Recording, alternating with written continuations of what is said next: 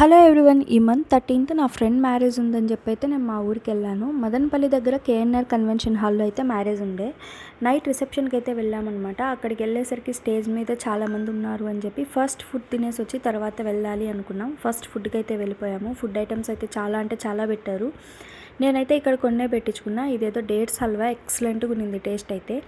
తర్వాత ఫుడ్ తినేసి పైకి వెళ్ళామన్నమాట. తను నా చైల్డ్హుడ్ ఫ్రెండ్. చిన్నప్పటి నుంచి మేమిద్దరం చాలా క్లోజ్గా ఉంటాం. ఇప్పుడు కూడా ఎప్పుడైనా కలిసాము అంటే మేము పాత విషయాలన్నీ మళ్ళీ రీకాల్ చేసుకుంటూ ఉంటామన్నమాట. ఫుడ్ తినేసి పైకైతే వెళ్ళాము.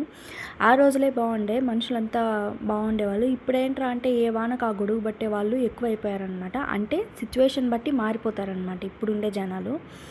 తర్వాత ఫైనలీ వాళ్ళ పిన్ని వచ్చి నన్ను పైకి తీసుకెళ్ళి ఆ అబ్బాయికి పరిచయం చేసి ఫోటో అయితే తీసుకున్నాము. నాకైతే చాలా అంటే చాలా హ్యాపీగా అనిపించింది.